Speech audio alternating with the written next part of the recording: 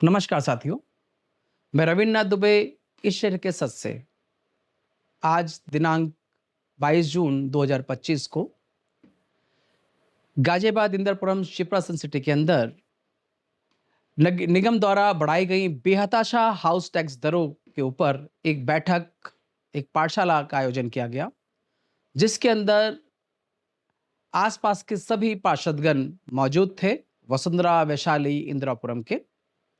साथ ही सभी पार्षदों के गुरु कहे जाने वाले या मैं बोलूँ भीष्म पितामह कहे जाने वाले माननीय राजेंद्र त्यागी जी भी थे। जिस तरह राजेंद्र त्यागी जी ने इसमें अपना स्टैंड लिया, हालाँकि अभी वो आपके पूर्व पार्षद हैं वो, लेकिन जिस प्रकार से उन्होंने स्टैंड लिया, कोर्ट में गए, जो लड़ाई लड़ रहे हैं, अगर ये बोला जाए अब जनता के भी गुरु या भीष्म पितामह हैं, तो न्याय संगत होगा। यहाँ पर राजेंद्र त्यागी जी ने बताया कि आधार क्या होना चाहिए था और किस आधार से ये टैक्स लगा दिया गया। सिर्फ अहंकार, अधिकारियों के अहंकार और अज्ञानता के कारण। इसमें मैं मेयर साहिबा को भी बोलूँगा, उनकी भी भागीदारी ज़रूर रही होगी, क्योंकि किसी अधिकारी की इतना साहस नहीं होता कि वो मेयर साहिबा के बिना पूछे इस तरह के कदम उठा सकें। बहुत ही महत्वपूर्ण वीडियो है, 1 घंटे का वीडियो है, लेकिन उसको पार्ट्स में बाँट दिया गया है, 3 पार्ट्स किए गए हैं।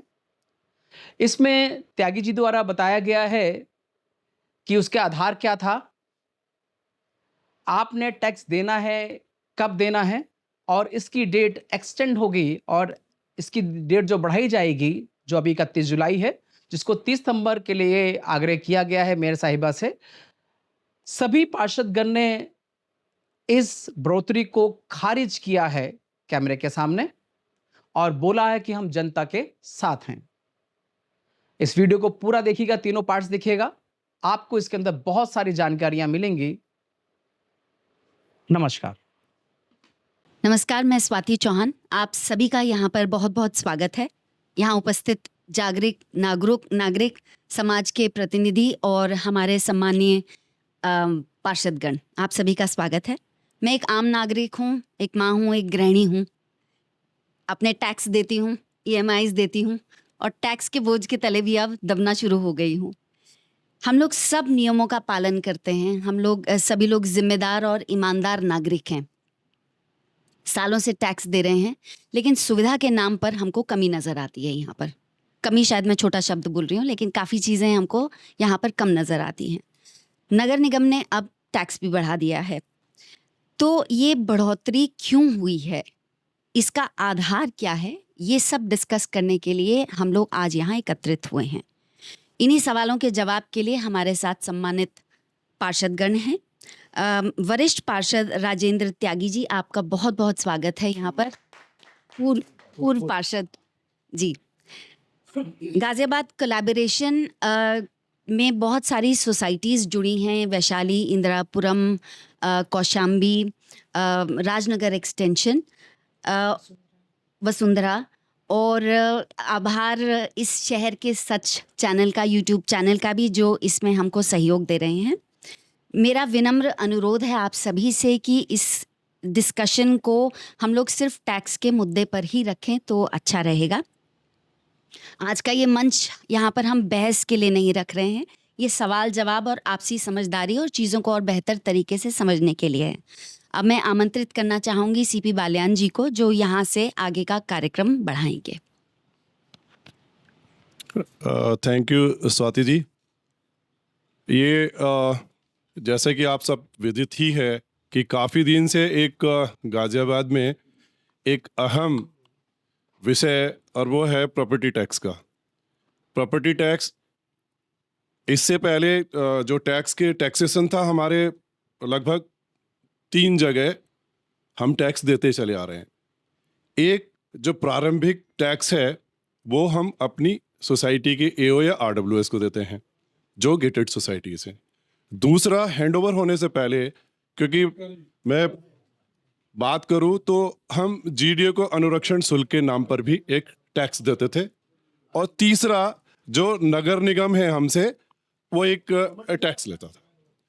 अब क्योंकि इंदिरापुरम हैंड ओवर हो गया, तो हैंड ओवर होने के बाद में क्या है कि बहुत सारी जो टैक्सेशन है, एक तो रिड्यूस होकर एक ही एजेंसी हमारे पास हो गई। अब जीडीए और नगर निगम ना होकर सिर्फ एक सिविक एजेंसी हमारे पास है और वो है नगर निगम।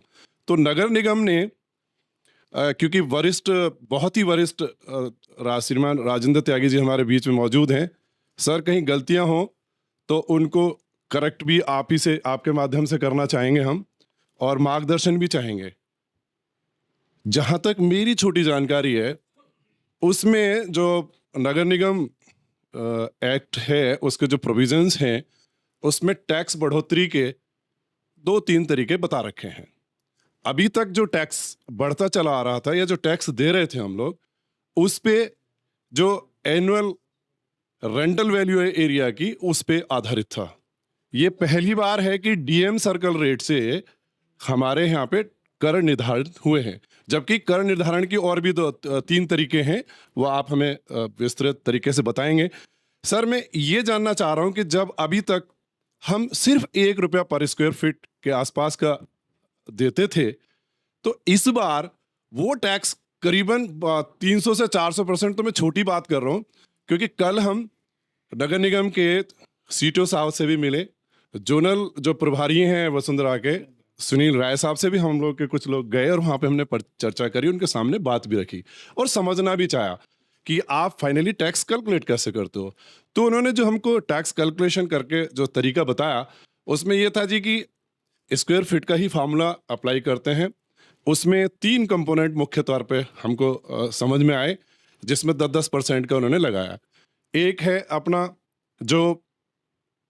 अपना सीवर टैक्स का है, एक अपना जल का है, और एक एरियर भी उन्होंने एक रिफ्लेक्ट किया है सर। तो वो एरियर किस चीज का है, उसका वो हम लोगों को स्पष्ट और संतोषजनक जवाब नहीं दे पाए। हमने ये जानने की कोशिश करी कि भाई आप इन टैक्स कंपोनेंट को थोड़ा सा विस्तार से बताइए। तो मैं सबसे पहले राजेंद्र त्यागी साहब को ये आमंत्रित करना चाहूंगा कि सर एक जनरल संक्षेप में, ताकि ये मुद्दा है क्या आम आदमी को समझ में आ जाए। गेटेड सोसाइटी में क्या लोग पढ़े लिखे तो हैं, लेकिन वो टेक्निकल चीज़ों को, टर्म्स को नहीं समझ पाते। तो मैं जस्ट अनुरोध करूंगा सर, आप अपनी बात हम सबके सामने रखें, ताकि ये मैसेज आम पूरे गाजियाबाद में सब लोग बीच में पहुंचे। धन्यवाद सर। धन्यवाद। मैं राजेंद्र त्यागी, पूर्व पार्षद। देखिए, सबसे पहले मैं बता दूं, टैक्स कंपोनेंट में 3 तरह के टैक्स हैं। पहला है संपत्ति कर, जिसको हम हाउस टैक्स कहते हैं। दूसरा है वाटर टैक्स, जिसको जल कर कहते हैं। और तीसरा है सीवर एंड ड्रेनेज टैक्स। ये 3 टैक्स हैं जो वार्षिक किराया राशि, हमने सुना होगा एनुअल रेंटल वैल्यू, उसका 24% गाजियाबाद नगर निगम में ये टैक्स एप्लीकेबल है। जो भी वार्षिक किराया राशि या एनुअल रेंटल वैल्यू होगी, दोनों एक ही बात है, उसका 24% हमें पे करना होगा। और अगर हम टाइम से पे करते हैं, यानी कि विद इन द छूट लिमिट करते हैं, तो 20% की छूट 24% जो टैक्स अमाउंट बनता है उस पर मिलेगी। ये तो 3 टैक्स कंपोनेंट हैं। अब मैं आपको थोड़ा सा पीछे ले जाना चाहता हूं। गाजियाबाद नगर निगम के द्वारा वर्ष 2001 में वो दरें तय की गई थी, और उस समय की दरें थी 20 पैसे, 40 पैसे, 60 पैसे। इनिशियली हमने तय करी थी अलग अलग लोकलिटी सोसाइटीज के अनुसार, और उसमें प्रोविजन रखा था कि नगर निगम अधिनियम की व्यवस्थाओं के अनुसार हर 2 साल बाद टैक्स में रिवीजन होना जरूरी है। तो हमने ये व्यवस्था की थी कि हर 2 साल बाद हम 10% बढ़ाएंगे, और एक बार को छोड़ के जब हमने 15% बढ़ाया, 2 बार ऐसा भी हुआ कि हम कोई भी टैक्स नहीं बढ़ा पाए, लेकिन 10% बढ़ाते चले आए हर 2 साल बाद। अब 2022 में तत्कालीन नगर आयुक्त के द्वारा अचानक डीएम सर्किल रेट आधारित दरों को लागू किया गया। पहले तो ये डीएम सर्किल रेट क्या बवाल है। डीएम सर्किल रेट सेक्शन 174 ख नगर निगम अधिनियम, उसमें ये 3 व्यवस्थाएं दी हुई हैं कि उस क्षेत्र में प्रचलित डीएम सर्किल रेट की किराए की दर, उसको आधार माना जाएगा। दूसरा ऑप्शन है उस पर्टिकुलर क्षेत्र में जहां टैक्स की दरें निर्धारित करने जा रहे हैं वहां प्रचलित न्यूनतम रेंटल वैल्यू क्या है, किराए की दर क्या है। और तीसरा है ऐसे अन्य कारणों के आधार पर और ऐसी रीति से जो विहित की जाए, यानी कि निश्चित की जाए, किसके द्वारा? बोर्ड के द्वारा। अन्य कारण क्या है? जैसे पीछे कोरोना आ गया, महामारी आ जाए, या किसी विशेष क्षेत्र में सीवर की लाइनें ही नहीं बिछी हुई हैं, पानी की लाइनें नहीं बिछी हुई हैं, अभी सड़कें प्रॉपर नहीं बनी हैं, या दूसरी सुविधाएं नहीं हैं, तो वो एक अलग टैक्स दायरे में रखी जाएंगी और वो भी दरें तय करेगा बोर्ड। अब जब 2022 में डीएम सर्किल रेट आधारित दरों को आगे बढ़ाया गया तो पहले जो दर एप्लीकेबल थी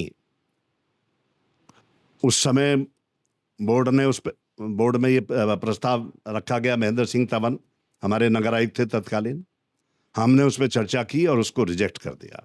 रिजेक्ट क्या, उसको हमने वापस कर दिया, बैक कर दिया, और ये कहा कि आप पूरी डिटेल्स के साथ में इसको अगली बैठक में रखिए। लेकिन उनके द्वारा उसको अगली बैठक में ना रख के शासन को भेज दिया गया, और शासन ने जो पत्र भेजा वो मैंने दुबे जी को उपलब्ध कराया है। जो पत्र शासन ने भेजा मैंने उसको दुबे जी को उपलब्ध कराया है। उस पत्र में आप आपस में छोड़ दीजिए, उस पत्र में साफ साफ शासन ने लिखा है,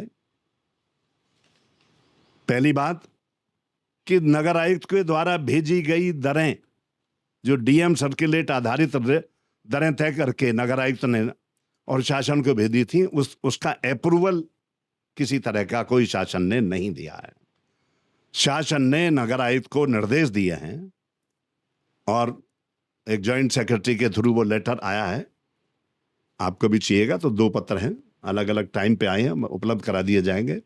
उसमें साफ साफ लिखा है कि मुझे ये कहने का निर्देश हुआ है कि नगर निगम अधिनियम की धारा 174 ख और नियमावली 2000 यथा संशोधित 2013 के नियम 4 क और 4 ख में उल्लेखित व्यवस्थाओं के अनुसार न्यूनतम किराया दरें तय करें। तो डायरेक्शन क्या है? नगर निगम की इन व्यवस्थाओं के अनुसार जो अधिनियम में दी गई हैं, न्यूनतम किराया दरें तय करनी है, अधिकतम नहीं।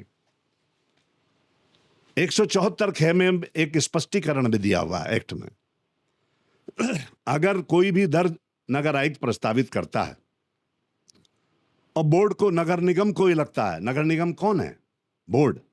नगर निगम 3 लोगों से मिलकर बनता है, नगर निगम बोर्ड यानी कि मेंबर्स, और महापौर जी और नगर आयुक्त, ये तीनों को मिलाकर नगर निगम बनता है। तो नगर निगम को अगर ये लगता है कि ये दरें ज्यादा हैं तो नगर निगम कोई ऐसी कम दरें तय कर सकता है जो न्याय संगत प्रतीत हो। जब ये स्पष्टीकरण दे दिया तो पावर किस पे चली गई? बोर्ड पे चली गई। एक और सेक्शन है 117 नगर निगम अधिनियम का 117(5), केवल मैं जानकारी के लिए आपको बता रहा हूं। उसमें साफ साफ लिखा हुआ है, महापौर के सामान्य नियंत्रण और दिशा निर्देश के अधीन रहते हुए, मैं दोबारा बोल रहा हूं, महापौर के सामान्य दिशा निर्देश और नियंत्रण के अधीन रहते हुए, कार्यकारिणी और बोर्ड की स्वीकृति के अधीन रहते हुए, अधिनियम में दी गई सीमाओं और परिसीमाओं प्रतिबंधों के अधीन रहते हुए नगर निगम अधिनियम को क्रियान्वित करने का अधिकार यानी कि कार्यपालिका के अधिकार नगर आयुक्त में निहित होंगे। तो नगर आयुक्त में जो अधिकार निहित हैं वो सब्जेक्ट टू 3 कंडीशन। पहला, महापौर के दिशा निर्देश और नियंत्रण के अधीन रहते हुए, सुप्रीम बॉस महापौर हैं। दूसरा, कार्यकारिणी और निगम कार्यकारिणी की स्वीकृति के अधीन रहते हुए। तीसरा, नगर निगम अधिनियम में दिए गए प्रतिबंधों परिसीमाओं के अधीन रहते हुए जो नियम दिए हुए हैं कि ऐसे सारी पावर बोर्ड में है। 174 खे में यह प्रस्ताव दिया गया कि नगर आयुक्त तो प्रत्येक 2 वर्ष बाद नई दरों का प्रस्ताव तैयार करेंगे, अखबारों में प्रचारित करेंगे ताकि लोग अपनी आपत्तियां दर्ज कराएं। लोगों की आपत्तियां आएंगी, उनका निस्तारण करके उसको पहले कार्यकारिणी में रखेंगे। कार्यकारिणी उसको चर्चा करेगी, स्क्रूटनी करेगी। कार्यकारिणी भी तो बोर्ड ने ही बनाई है 12 लोगों की, और उसके बाद वो बोर्ड में अंतिम निर्णय के लिए रखेगी। बोर्ड उसमें निर्णय लेगा कि नगर आयुक्त के द्वारा प्रस्तावित दरें ठीक हैं या ठीक नहीं हैं, उनमें परिवर्तन की आवश्यकता है तो परिवर्तन करेगी, उसको वो अधिकार है। ये प्रक्रिया यहां पूरी नहीं हुई, ये पार्षद भी हमारे सारे जानते हैं। और जब ये मैटर उठा उसके तुरंत बाद बोर्ड का कार्यकाल, पिछले बोर्ड का समाप्त होने वाला था। 23 जनवरी 2023 की बैठक, अंतिम बैठक थी, उसमें हमने इसको रोकने के लिए 10% बढ़ोतरी का प्रस्ताव पार्षदों ने बहुमत से पास कर दिया और वो लागू हो गया 1/4/2023 से। और 1/4/2023 से जो प्रस्ताव लागू हुआ वो 31 मार्च 2025 तक लागू था। अब ये कानूनी बाध्यता हो गई नगर आयुक्त के ऊपर कि जिन संपत्तियों पर ऑलरेडी टैक्स लगा हुआ है उन पर 10% हम बढ़ा चुके हैं, उससे ज्यादा वो बढ़ा नहीं सकते। लेकिन पिछले वर्ष में नगर आयुक्त ने उसमें कुछ गड़बड़ियां ये की कि जो पुरानी संपत्ति उस पर तो नई दरें नहीं लगाई, लेकिन जो पहली बार टैक्स के दायरे में संपत्तियां आई उन पर नई दरों से टैक्स लगाकर भेजा, और मैं तो ये कहूंगा वसूला भी। पूर्व पार्षद होने के नाते मैं कह सकता हूं। इसको जब हम लोगों ने सबने उठाया, वर्तमान पार्षदों ने भी, पूर्व पार्षदों ने भी, ये व्यवस्था उठी, मीडिया में भी उठा, तो 9 अक्टूबर 2024 की बैठक में बोर्ड के सभी पार्षदों ने चर्चा करके हमारे जो यहाँ के साहिबाबाद के विधायक और मंत्री हैं सुनील शर्मा जी उस बैठक में एज पदेन सदस्य मौजूद थे, उनकी मौजूदगी में, और अजीत त्यागी विधायक मुरादनगर वो भी पदेन सदस्य हैं, दोनों की मौजूदगी में ये प्रस्ताव सर्वसम्मति से निरस्त कर दिया गया। बढ़ी हुई दरों का प्रस्ताव निरस्त कर दिया गया 9 अक्टूबर 2024 की बैठक में। हम शांति से बैठे थे कि अब प्रस्ताव निरस्त हो गया। उसकी मिनट्स आई, मिनट्स पे महापौर के दस्तखत हैं और साफ साफ लिखा हुआ है सर्वसम्मति से पार्षदों द्वारा निरस्त किया गया। अब 7 मार्च 2025 की बैठक जब बजट की हुई, ये सब हमारे पार्षद बैठे हैं, उस बैठक में सभी थे। पहला एजेंडा किसी भी बैठक का होता है पूर्व मीटिंग की कार्यवाही की पुष्टि। वो सबसे पहले 113 नंबर प्रस्ताव में पूर्व बोर्ड की बैठक की कार्यवाही की पुष्टि की गई, और पुष्टि का मतलब हो गया है जो पूर्व बोर्ड बैठक में निर्णय लिए गए थे वो सब मान लिए गए, पुष्ट हो गए, पुष्टि कर दी गई, कंफर्म कर दिए गए। सारा दिन बैठक चली, उसमें तमाम तरह के दूसरे एजेंडे डिस्कस हुए। बैठक के लास्ट में जब हमारे बहुत से पार्षद भी उठ के चले गए थे क्योंकि वहां डिस्कशन दूसरे तरह के हो रहे थे, अंतिम समय में कुछ पार्षदों ने, हमारे दो सीनियर पार्षद हैं, उनका नाम लेने की आवश्यकता नहीं है, सब जानते हैं, उनके द्वारा विशेष रूप से उस मुद्दे को उठा दिया गया और यह कहा गया कि अगर शासन का आदेश आए हैं कि वो बढ़ी हुई दर लागू की जाए तो फिर वो उस पर हम सब लोगों की सहमति होनी चाहिए, जबकि शासन के पत्र में इस तरह का कोई भी आदेश नहीं है। वो पत्र मेरे पास है, आपको उपलब्ध करा दिया जाएगा। वहां जो बैठे पार्षद थे उन्होंने कहा अगर ऐसा है तो इस पर चर्चा करेंगे, क्योंकि कोई भी प्रस्ताव बढ़ी हुई दरों का उस बैठक में लाया नहीं गया था। जब एक बार कोई भी प्रस्ताव निरस्त कर दिया जाता है, अब अगर उस मुद्दे पर दोबारा चर्चा कराना चाहते हो तो पूरा नया प्रस्ताव लाना पड़ता है, और नया प्रस्ताव लाके ही आप उस पर दोबारा चर्चा करा सकते हैं। वो प्रक्रिया पूरी नहीं की गई। लास्ट मोमेंट पे वो 5 दर्शाया है, जिस पर सभी पार्षदों ने अपनी आपत्ति देते हुए 67 पार्षदों ने अपने लेटर पैड पे लिख के 2 इशू कि ये जो 113 नंबर पर जो प्रस्ताव पास दर्शाया गया है, ऐसा कोई प्रस्ताव ना तो पास हुआ है, ना इस तरह की कोई चर्चा हुई है। ये गलत है, ये बिल्कुल गलत है और हम इसे नहीं मानते हैं।